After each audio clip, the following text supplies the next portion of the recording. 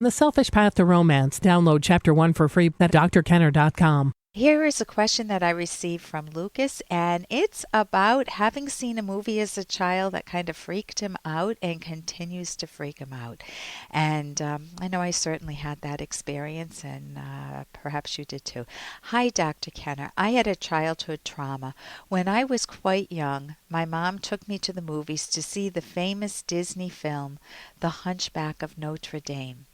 The film, as witnessed by many, contains a lot of cruel moments, probably not suitable for such young ages.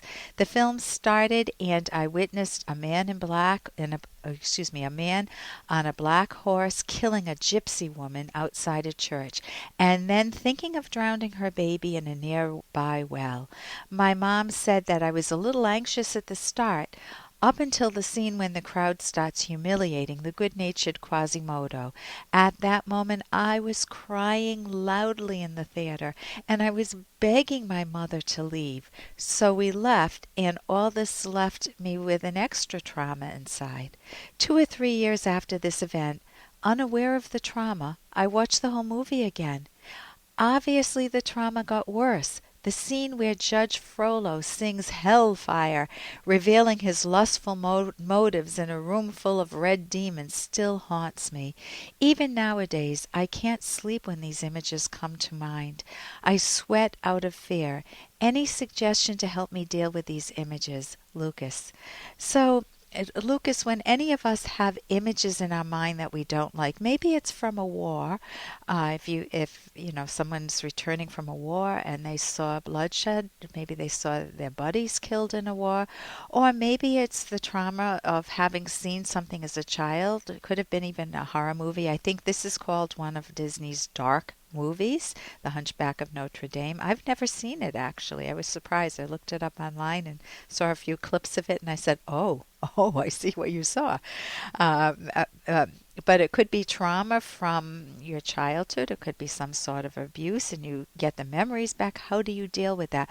Well, the way not to deal with it is to just let it go on untended, because then it will haunt you for the rest of your life.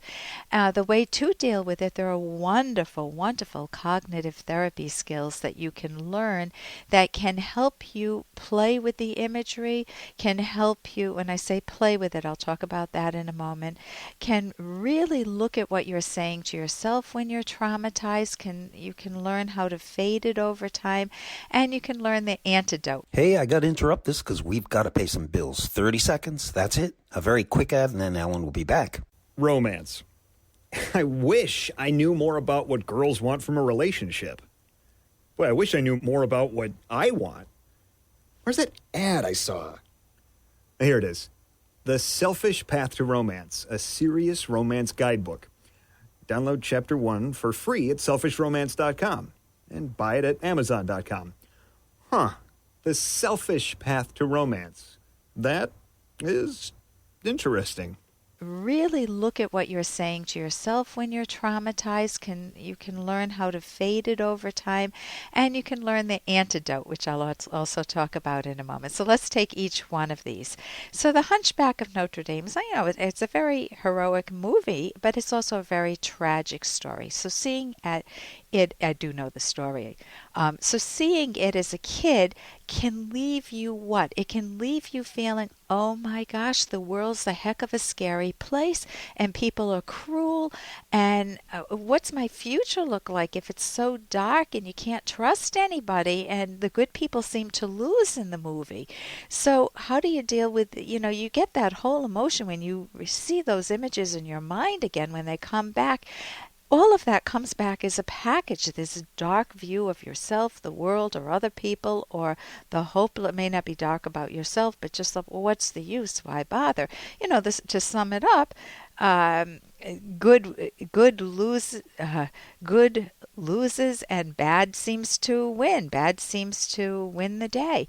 And so what you say to yourself, so what you can do, you can play with the imagery and come up with your own endings, or come up with different way of looking at it, so where good wins and bad loses. Now, that's not always successful. I mean, some people have changed. They have nightmares and they are able to play around in their waking hours with the endings, funnier endings to nightmares, turn them into a playful animated movie or cartoon, or have the people kind of melt, like in The Wizard of Oz, the witch, I'm melting, I'm melting. You can change the imagery, or you can even have it be silly. You know, the bad guy turns into, you pull back the curtain and you see some goofy guy that's got a scary voice that they're making sound scary. So you can play around with the imagery itself, and you could go get some cognitive therapy help for that too. There's you can go to the website academyofct.org, but you can also change what you say to yourself. If you're saying, not again, this will never go away, oh, that's not good, because you're telling your subconscious, don't ever let this scary imagery go away. Instead, you want to say, oh, just this nonsense from childhood that used to scare me. I'm not going to play that game anymore. And over time, those type of messages tend to dismiss the content a little bit at a time. When I was a little kid, my babysitter took me to see Edgar Allan Poe movies, and that scared the bejeebus out of me, whatever the bejeebus are.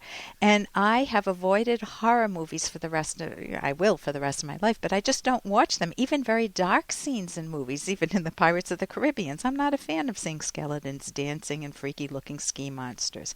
So what do? I just don't watch them. And if I do catch a glimmer of them, I remember that these are people putting on silly masks, and they don't scare me. And then the antidote to all of these. What is the antidote? Instead of watching horror movies, watch great movies, movies that make you smile, that make you feel like life is wonderful, exciting, adventurous, that you can achieve great things in life. And one of my favorite movies, if you want to smile, is Singing in the Rain. I know it's an old one, but it's my favorite one. I brought my kids up on it. They've watched it umpteen times. There's also Beauty and the Beast, which is a better movie. Tangled, if you're looking for Disney movies. It gives you a sense that the world's more open to your achieving values. And that's what we want. We want to be able to set these wonderful goals and pursue our dreams. For more Dr. Kenner podcast, go to drkenner.com and please listen to this ad. Here's an excerpt from The Selfish Path to Romance by Dr. Ellen Kenner. A major source of friction is when partners violate the trader relationship. The refusal of a partner or partners to trade, even in everyday actions, will be perceived as unfair, a breakdown of the give and take in the relationship. And the trade involves more than just love. It also applies to character and to everyday relations between partners. Let's say that partners need two incomes to pay the bills. Both have agreed to work, but one partner now refuses to seriously look for a job, preferring to live off the efforts of the other. In addition to being unjust, the partner's refusal to work after promising to do so lacks integrity. When the trader principle is violated, tensions quickly rise. There is a feeling of betrayal and injustice by the partner who is getting the raw end of the deal. You can download Chapter 1 for free at drkenner.com, and you can buy the book at amazon.com.